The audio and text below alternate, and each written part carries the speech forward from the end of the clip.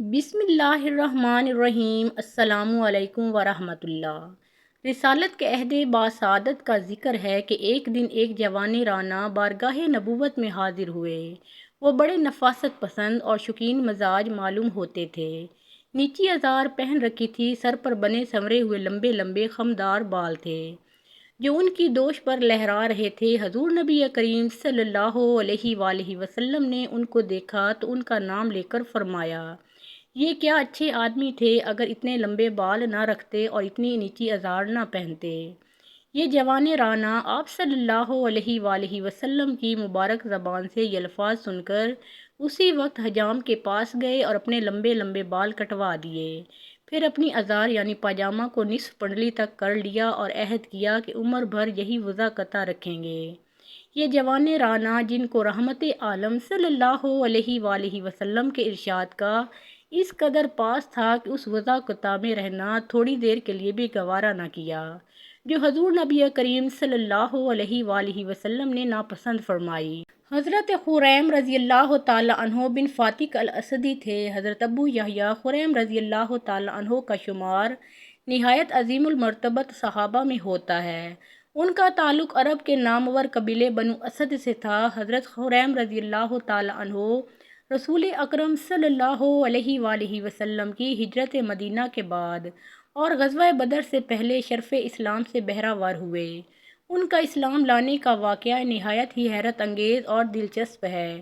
امام حاکم رحمۃ اللہ علیہ اور بعض دوسرے اہل سیر نے یہ واقعہ ان کی اپنی زبانی اس طرح نقل کیا ہے، میں ایک دفعہ اپنے اونٹوں کو لے کر نکلا، با روایت دیگر اپنے کچھ گمشدہ اونٹوں کی تلاش میں نکلا۔ اونٹ جنگل میں ایک جگہ مل گئے، اتنے میں شام ہو گئی، اونٹوں پر دہشت طاری ہو گئی۔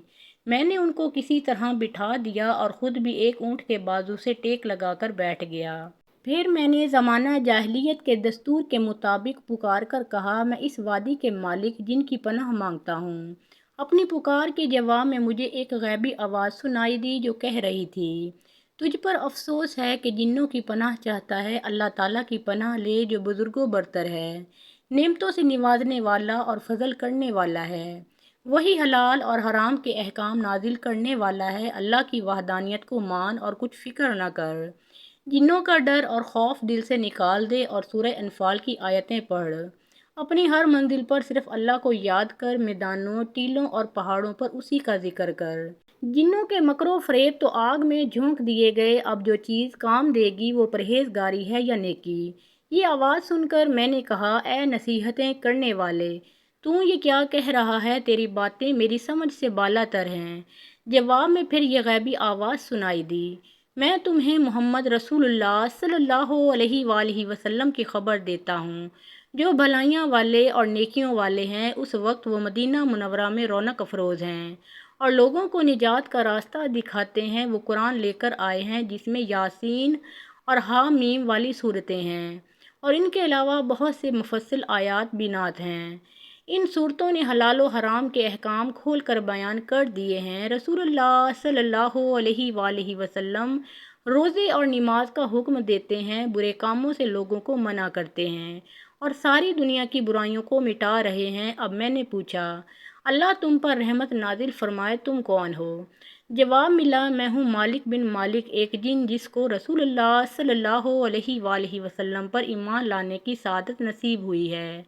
مجھے رسول اللہ صلی اللہ علیہ وآلہ وسلم نے نجد کی طرف مسلمان جنوں کا امیر بنا کر بھیجا ہے۔ اس وادی سے گزر رہا تھا کہ تم کو وادی کے سردار جن سے پناہ مانگتے سنا، گویا تم اس کو اللہ کا شریک سمجھتے ہو۔ اس شرک کو برداشت کرنا میرے بس سے باہر تھا، اس لیے تم کو سمجھا رہا ہوں کہ اللہ کے سوا کسی دوسرے کو مت پکارو۔ سیدھا راستہ صرف توحید ہی کا راستہ ہے، ہر مشکل اور مصیبت میں اللہ ہی کی پناہ ڈھونڈنی چاہیے۔ اے انسان، یہ ہدایت کا راستہ مجھے محمد رسول اللہ صلی اللہ علیہ وآلہ وسلم نے دکھایا ہے، اس لیے میں ان سے دل و جان سے محبت کرتا ہوں۔ میں نے کہا، اے مالک، تمہاری باتیں سن کر میرے دل میں رسول اللہ صلی اللہ علیہ وآلہ وسلم کی محبت پیدا ہو گئی ہے۔ کاش اس وقت کوئی میرے اونٹوں کی حفاظت کرنے والا ہوتا تو میں مدینہ جا کر رسول اللہ صلی اللہ علیہ وآلہ وسلم کی زیارت کرتا۔ مالک نے کہا تمہارے اونٹوں کی حفاظت کی ذمہ داری میں لیتا ہوں اور تم سے وعدہ کرتا ہوں کہ ان کو تمہارے گھر پہنچا دوں گا۔ چنانچہ میں ایک اونٹ پر سوار ہو کر مدینہ منورہ کی طرف چل پڑا۔ اس وقت مجھے مالک نے دعا دی کہ اللہ تیرے ساتھ ہو اور تو خیریت کے ساتھ منزل مقصود پر پہنچ جائے۔ تیری بھلائی اسی میں ہے کہ تو رسول اللہ صلی اللہ علیہ وآلہ وسلم پر ایمان لائے اور دین کے پھیلانے میں ان کی مدد کرے۔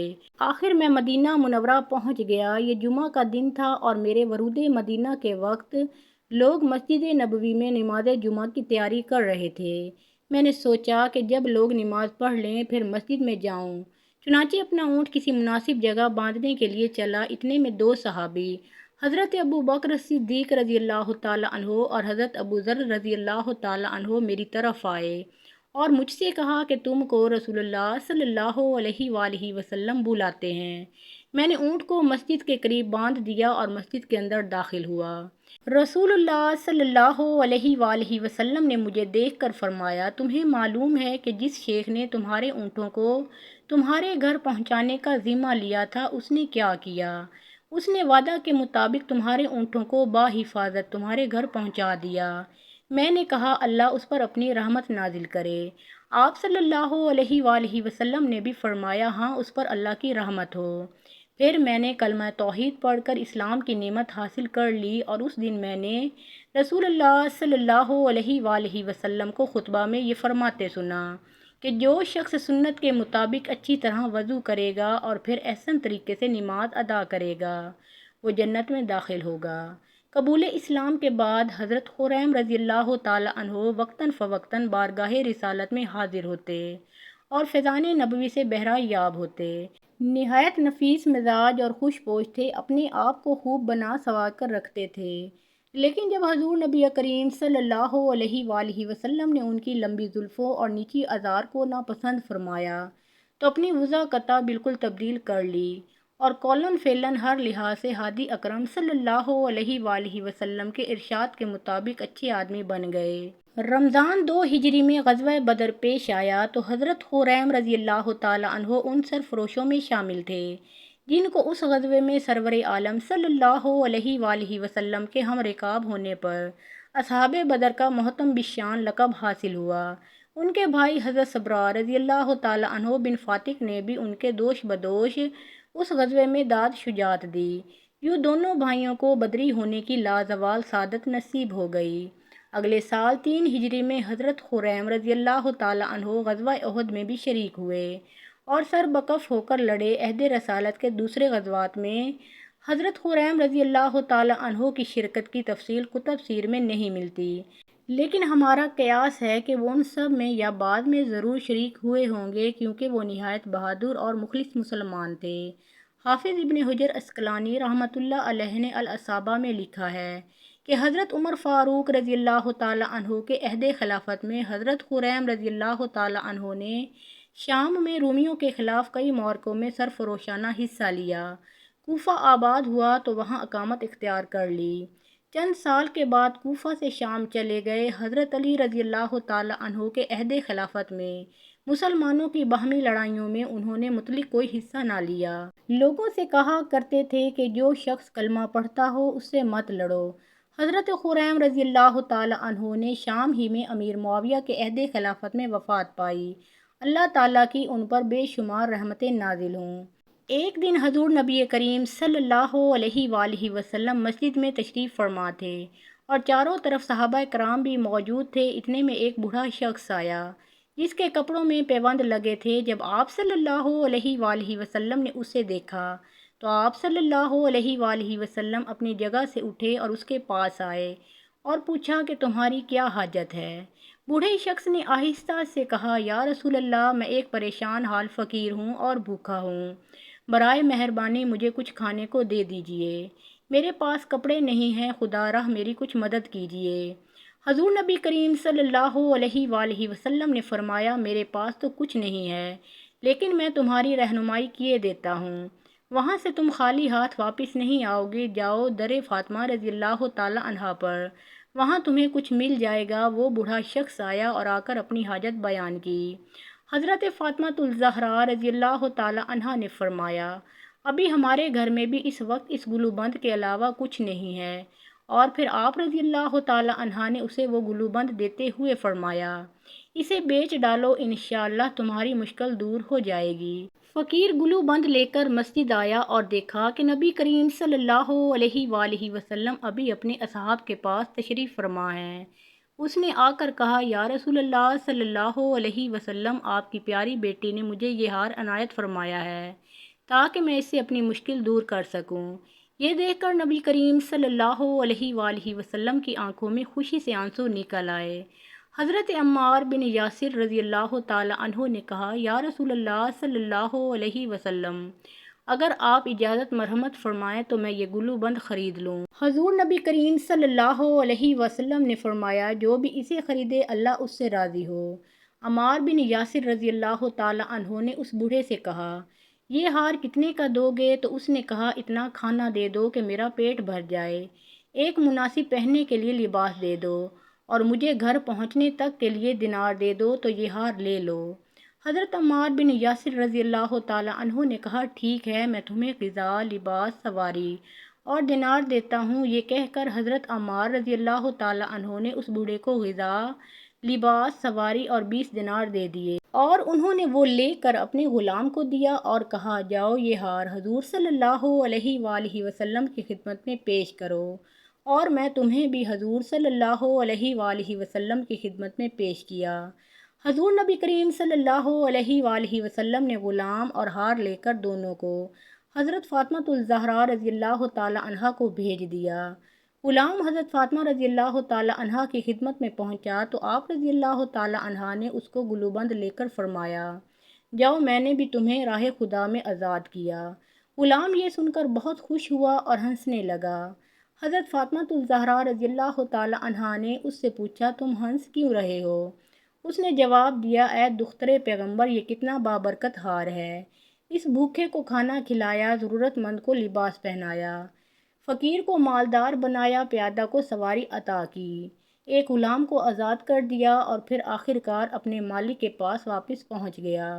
حضرت فاطمہ الزہرا رضی اللہ تعالی عنہا کا گھر حضور نبی کریم صلی اللہ علیہ وآلہ وسلم کے گھر سے کسی قدر فاصلے پر تھا، آنے جانے میں تکلیف ہوتی تھی۔ ایک دن نبی کریم صلی اللہ علیہ وآلہ وسلم نے حضرت فاطمہ الزہرا رضی اللہ تعالی عنہا سے فرمایا، بیٹی، مجھے اکثر تمہیں دیکھنے کے لیے آنا پڑتا ہے، میں چاہتا ہوں تمہیں اپنے قریب بلا لوں۔ حضرت فاطمہ الزہرا رضی اللہ تعالی عنہا نے عرض کیا، آپ صلی اللہ علیہ وآلہ وسلم کے قرب و جوار میں حارثہ بن نعمان رضی اللہ تعالی عنہ کے بہت سے مکانات ہیں، آپ ان سے فرمائیے کہ وہ کوئی نہ کوئی مکان خالی کر دیں گے۔ حضرت حارثہ بن نعمان رضی اللہ تعالی عنہ ایک دولت مند انصاری تھے اور کئی مکانات کے مالک تھے۔ جب سے حضور نبی کریم صلی اللہ علیہ وسلم مدینہ تشریف لائے تھے، وہ اپنے کئی مکانات یکے بعد دیگرے حضور صلی اللہ علیہ وسلم کی نظر کر چکے تھے۔ جب حضرت فاطمہ الزہرا رضی اللہ تعالی عنہا نے حارثہ بن نعمان رضی اللہ تعالی عنہ کے مکان کے لیے حضور صلی اللہ علیہ وآلہ وسلم سے التماس کی تو آپ صلی اللہ علیہ وسلم نے فرمایا، میری لخت جگر، حارثہ بن نعمان سے اب کوئی مکان مانگتے ہوئے مجھے شرم آتی ہے، کیونکہ وہ پہلے ہی اللہ اور اللہ کے رسول کی خوشنودی کے لیے کئی مکانات دے چکے ہیں۔ حضرت فاطمہ الزہرا رضی اللہ تعالی عنہا خاموش ہو گئیں۔ ہوتے ہوتے یہ خبر حضرت حارثہ بن نعمان رضی اللہ تعالی عنہ تک پہنچی کہ حضور نبی کریم صلی اللہ علیہ وسلم حضرت فاطمہ الزہرا رضی اللہ تعالی عنہا کو اپنے قریب بلانا چاہتے ہیں، لیکن مکان نہیں مل رہا۔ وہ فوراً حضور نبی کریم صلی اللہ علیہ وسلم کی خدمت میں حاضر ہوئے اور عرض کیا، یا رسول اللہ، آپ فاطمہ الزہرا رضی اللہ تعالی عنہا کو کسی قریبی مکان میں لانا چاہتے ہیں، یہ مکان جو آپ صلی اللہ علیہ وسلم کے متصل ہے میں خالی کیے دیتا ہوں، آپ حضرت فاطمہ کو بلا لیجئے۔ اے میرے آقا، میری جان و مال حضور صلی اللہ علیہ وسلم پر قربان ہے، اللہ کی قسم، جو چیز حضور صلی اللہ علیہ وآلہ وسلم مجھ سے لے لیں گے، مجھے اس کا حضور صلی اللہ علیہ وسلم کے پاس رہنا زیادہ محبوب ہوگا بنسبت اس کے کہ وہ میرے پاس رہے۔ حضور صلی اللہ علیہ وسلم نے فرمایا، تم سچ کہتے ہو، اللہ تعالیٰ تمہیں خیر و برکت دے۔ اس کے بعد آپ صلی اللہ علیہ وسلم نے حضرت فاطمہ الزہرا رضی اللہ تعالیٰ عنہا اور حضرت علی رضی اللہ تعالیٰ عنہ کو حارثہ بن نعمان رضی اللہ تعالیٰ عنہ کے مکان میں منتقل کرا لیا۔ ایک مرتبہ حضرت علی رضی اللہ تعالیٰ عنہ کے ہاں ایک مہمان آیا، انہوں نے اس کے لیے کھانا تیار کیا۔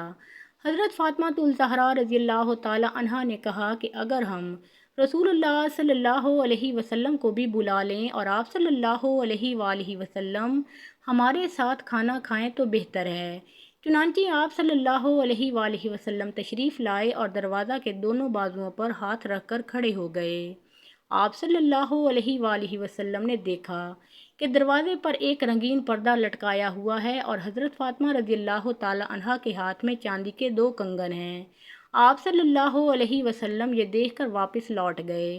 حضرت فاطمہ الزہرا رضی اللہ تعالیٰ عنہا بہت دلگیر ہوئیں اور رونے لگیں۔ اتنے میں حضور نبی کریم صلی اللہ علیہ وآلہ وسلم کے غلام حضرت رافع رضی اللہ تعالیٰ عنہ پہنچ گئے۔ رونے کا سبب پوچھا۔ حضرت فاطمہ رضی اللہ تعالیٰ عنہا نے ماجرا سنایا تو بولے کہ حضور صلی اللہ علیہ وآلہ وسلم نے پردے اور کنگن کو ناپسند فرمایا ہے۔ حضرت فاطمہ الزہرا رضی اللہ تعالیٰ عنہا نے دونوں چیزوں کو فوراً حضور نبی کریم صلی اللہ علیہ وسلم کی خدمت میں بھیج دیا اور کہلا بھیجا، میں نے انہیں راہ خدا میں دے دیا۔ حضور نبی کریم صلی اللہ علیہ وسلم بہت خوش ہوئے، اپنی بچی کے حق میں دعائے خیر و برکت مانگی اور ان اشیاء کو بیچ کر قیمت اصحاب صفہ کے اخراجات میں صرف کر دی۔